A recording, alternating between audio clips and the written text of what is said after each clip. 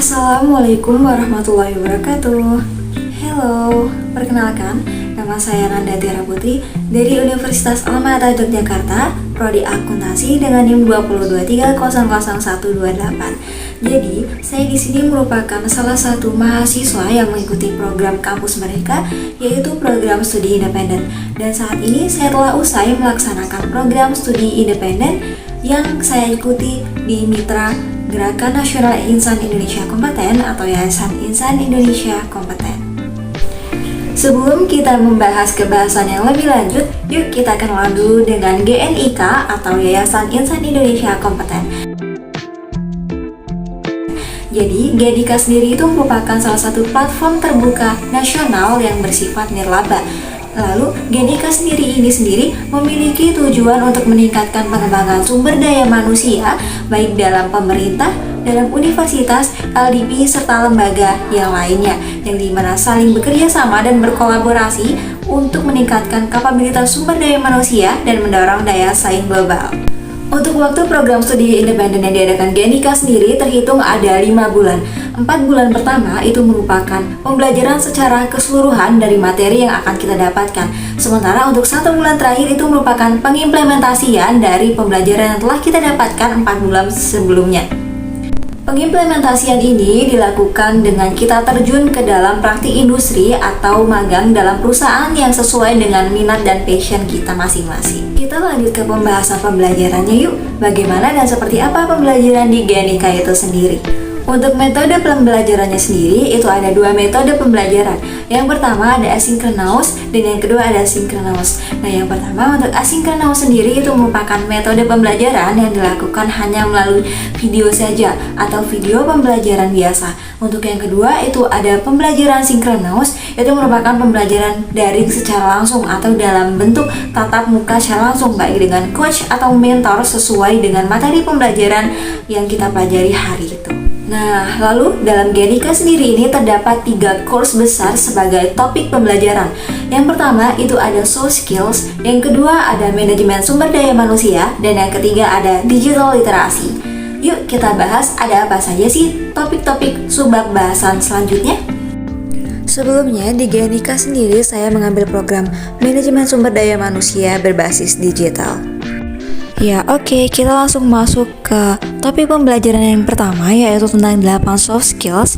Yang pertama ada adaptability, self-efficacy, design thinking, problem solving dan decision making, critical and creative thinking, emotional intelligence, service orientation, cross culture, dan collaboration. Untuk topik pembahasan yang kedua itu ada manajemen sumber daya manusia atau MSDM, di mana ada subbab yang pertama menyusun uraian jabatan, melakukan administrasi jaminan sosial, melakukan administrasi pengupahan, melakukan administrasi penerapan kebijakan MSDM, menyusun standar operasional prosedur atau SOP, menyusun sistem remunerasi, menyusun kebutuhan pembelajaran dan pengembangan, dan membuat kesepakatan kerja, lalu melakukan proses rekrutmen, melakukan proses seleksi, dan melakukan penawaran kerja kepada calon pekerja. Dan untuk topik pembahasan yang terakhir ada digital literasi, di mana kami mempelajari teknologi, HR transformation, artificial intelligence, dasar-dasar machine learning, mempelajari analisis Google Sheet dan juga PowerPoint, dan yang terakhir adalah memahami transformasi teknologi. Nah, setelah kita membahas tentang subtopik dari course 3 tadi, sekarang saya akan membahas tentang project apa saja sih yang saya buat ketika saya menjalankan program studi independen di GNIK ini. Yuk kita simak. Untuk project yang pertama kali, kami membuat project tentang soft skills, di mana kami di situ diberikan sebuah kasus dan kami harus memecahkannya dalam bentuk presentasi.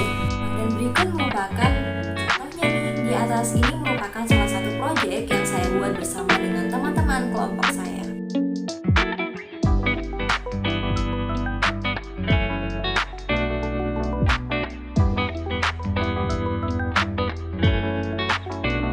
Oke, setelah tadi membahas tentang sistem pembelajaran dan apa saja sih yang dipelajari, apa saja proyek yang saya buat selama melakukan studi independen di GNIK itu, sekarang saya akan membahas tentang praktik industri di bulan terakhir saya melakukan studi independen di GNIK sendiri. Untuk pengimplementasian dari pembelajaran tadi, di sini saya tidak memilih perusahaan, saya memilih bidang UMKM. Mengapa? Mengapa alasan saya memilih UMKM? Yang pertama, saya melihat bahwa peluang saya mengimplementasikan proyek-proyek saya itu akan berdampak besar dalam UMKM tersebut. Nah, UMKM yang saya pilih itu berada di Yogyakarta, di daerah Bantul. Itu namanya adalah UMKM Ilbis, di mana UMKM ini juga baru berdiri tahun 2022. UMKM ini sendiri merupakan bentuk kafe yang menyediakan makanan dan minuman, juga kaos. Tidak hanya itu, juga menyediakan banyak hal lain. Nah, selanjutnya kita bahas yuk, ada proyek apa saja yang saya implementasikan dalam UMKM Ilbis ini. Sebelum saya melakukan pengimplementasian pembelajaran yang telah saya lakukan, di sini saya melakukan survei terlebih dahulu di dalam UMKM tersebut. Saya melakukan survei apa saja sih kekurangan yang ada di UMKM tersebut, apa saja hal yang dibutuhkan oleh UMKM tersebut. Ya, untuk kendala yang pertama itu UMKM tersebut tidak memiliki struktur organisasi atau struktur jabatan, di mana padahal struktur jabatan ini sangat penting baik dalam perusahaan maupun UMKM, di mana nantinya struktur jabatan atau struktur organisasi ini akan berguna guna menjalankan operasional perusahaan atau UMKM dengan baik.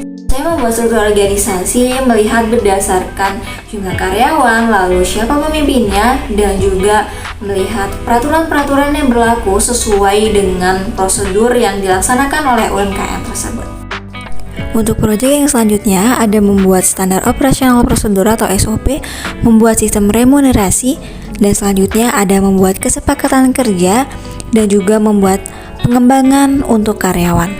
Oke, telah sampai di penghujung video yang tadi merupakan penjelasan saya mengenai kegiatan serta proyek apa saja sih yang saya jalankan selama saya melaksanakan program Kampus Merdeka, yaitu program studi independen di Yayasan Insan Indonesia Kompeten atau yang biasa disebut dengan GNIK, Gerakan Nasional Insan Indonesia Kompeten. Di situ saya mendapat banyak sekali pembelajaran yang tidak saya dapatkan sebelumnya di dunia perkuliahan, di mana di situ banyak sekali ilmu baru yang saya serap dan yang nantinya saya harap dapat menjadi bekal persiapan karir masa depan saya. Saya mohon maaf apabila terdapat kesalahan dalam penyampaian kata ataupun tutur kata. Terima kasih. Wassalamualaikum warahmatullahi wabarakatuh.